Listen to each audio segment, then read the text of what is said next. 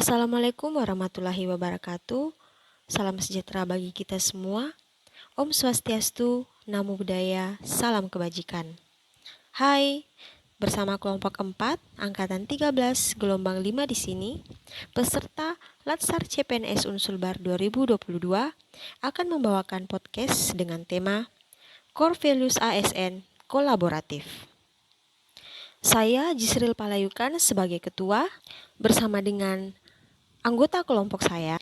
Yang pertama, BC Mabu Bawet Henry Gading yang akan membawakan materi mengenai pengertian kolaboratif dan panduan perilaku kolaboratif.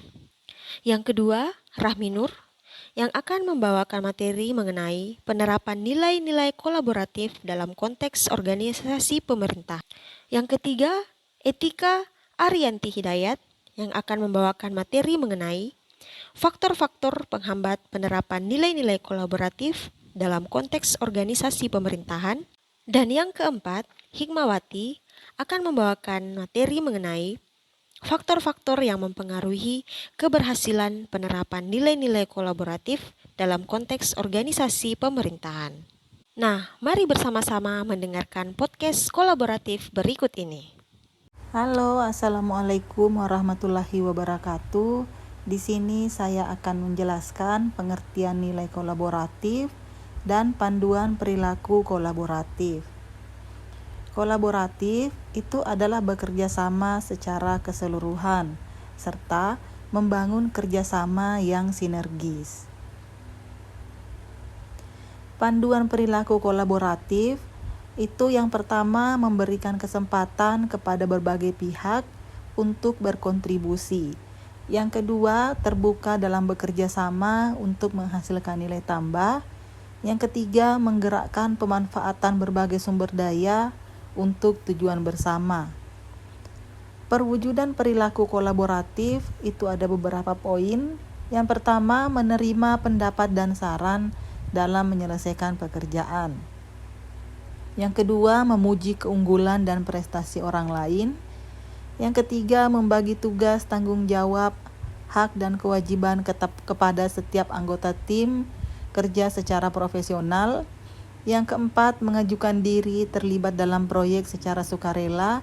Yang kelima, bersinergi dengan pihak-pihak terkait dalam menyelesaikan pekerjaan. Yang keenam, mengakui saat berbuat kesalahan. Yang ketujuh, mendorong rekan kerja, atasan dan bawahan untuk dapat terlibat aktif dalam pencapaian tujuan instansi. Yang kedelapan, membangun komunikasi yang efektif dalam berkoordinasi dengan tim kerja. Dan yang kesembilan adalah mengoptimalkan sumber daya yang mendukung pencapaian kinerja instansi. Terima kasih.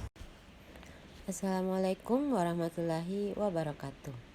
Pada kesempatan kali ini, saya akan membahas terkait penerapan nilai-nilai kolaboratif dalam konteks organisasi pemerintahan. Ada beberapa nilai-nilai yang mendasari sebuah kolaborasi. Yang pertama yaitu tujuan yang sama.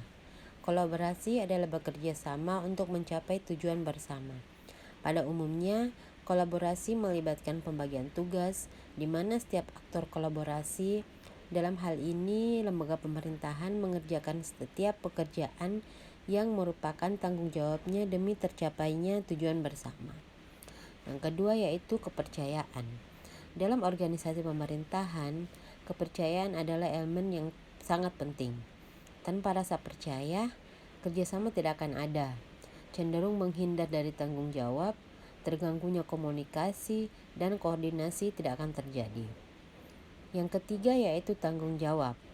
Artinya, masing-masing lembaga pemerintahan harus mendukung suatu keputusan yang diperoleh dari hasil konsensus bersama dan harus terlibat dalam pelaksanaannya, mempertanggungjawabkan keputusan dan tindakan bersama sebagai satu tim.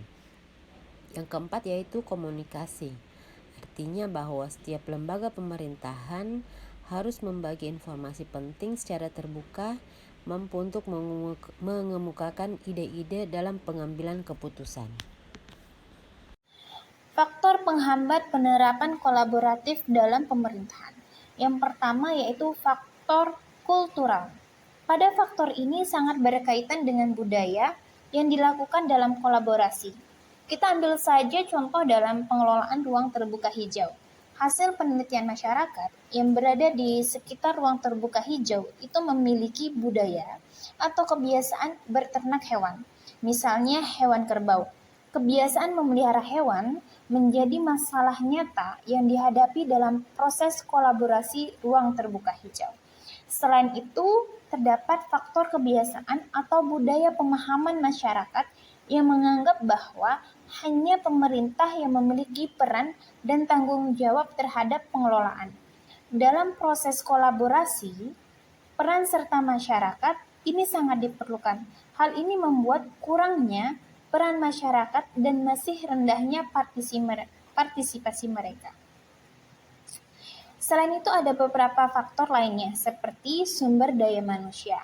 Latar belakang pendidikan menentukan kompetensi yang dimiliki oleh masyarakat, namun kenyataannya belum semua dari mereka yang mengenyam pendidikan baik strata 1 atau lainnya, di mana penempatan masyarakat belum didasarkan pada kompetensi keahlian yang dimiliki. Yang kedua yaitu kedisiplinan. Kualitas kedisiplinan aparatur atau pemerintah dalam pelayanan masyarakat itu masih rendah, sehingga tidak bisa membangun kepercayaan dalam lingkup sosial. Kemudian yang terakhir yaitu komunikasi. Komunikasi membentuk sebuah transparansi dalam sebuah organisasi. Namun, hilangnya cara berkomunikasi yang efektif menimbulkan kurangnya informasi yang harus dibagi dengan masyarakat sebagai salah satu jalan mereka untuk ikut terlibat dalam memberikan suara atau opini dalam sebuah kolaborasi yang bersih. Nah, kali ini kita akan membahas mengenai faktor-faktor yang dapat mempengaruhi keberhasilan penerapan nilai-nilai kolaboratif dalam konteks organisasi pemerintah. Menurut saya ada beberapa hal yang prinsipal atau ada beberapa hal yang sangat mendasari untuk mempengaruhi keberhasilan penerapan nilai kolaboratif ini dalam konteks organisasi pemerintah, yaitu yang pertama, bagaimana pergerakan prinsip bersama atau prinsipalnya ini, bagaimana komponen pergerakan bersama ini terdiri dari tujuan bersama dan pengambilan keputusannya. Dan di sini juga terdapat kepentingan yang berbeda-beda. Namun semua organisasi pemerintah atau stakeholder memiliki tujuan yang sama, yakni peningkatan kesejahteraan dan pemberdayaan masyarakat. Nah, di sini juga pengambilan keputusan dilakukan melalui proses diskusi atau musyawarah yang dihadiri oleh semua stakeholder atau organisasi pemerintah sebagai pertimbangan dalam pengambilan keputusan sesuai dengan asas demokrasi. Yang kedua adalah motivasi bersama, di mana komponen dari motivasi ini terdiri dari beberapa juga, yaitu kepercayaan, komitmen, legitimasi, dan pemahaman bersama sudah terbentuk dengan baik, di mana kepercayaan antar aktor dari stakeholder sudah terbentuk dan pengakuan antar aktor juga telah terbentuk. Hal ini yang melahirkan bagaimana pemahaman-pemahaman bersama mereka yang membuat komitmen antar organisasi pemerintah menjadi kuat atau stakeholder menjadi kuat dalam pengambilan keputusan. Yang ketiga, kapasitas dalam melakukan tindakan kolaborasi. Nah, di sini bagaimana kita dapat melihat kapasitasnya dalam melakukan tindakan kolaborasi yang terdiri dari prosedurnya dan kesempatan bersama, kepemimpinan, pengetahuan, dan sumber daya yang sudah terpenuhi. Yang berikutnya adapun tindakan-tindakan kolaborasinya seperti apa, yaitu di sini juga telah diatur sesuai dengan kapasitas masing-masing stakeholder atau organisasi pemerintah. Nah, tindakan yang dilakukan oleh organisasi pemerintah yang mungkin memfasilitasi dan mengedukasi serta mendampingi, sedangkan dari stakeholder swasta atau organisasi lain yang berasal dari swasta melakukan pelatihan, koordinasi terkait fasilitas pengembangannya.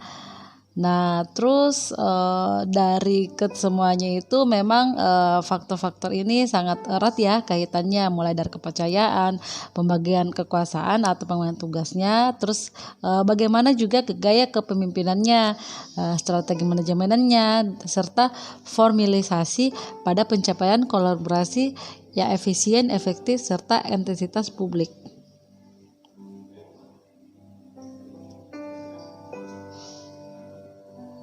Demikianlah podcast kelompok kami. Semoga apa yang kami sampaikan boleh bermanfaat bagi kita semua. Sampai ketemu di podcast-podcast selanjutnya. Sekian dan terima kasih.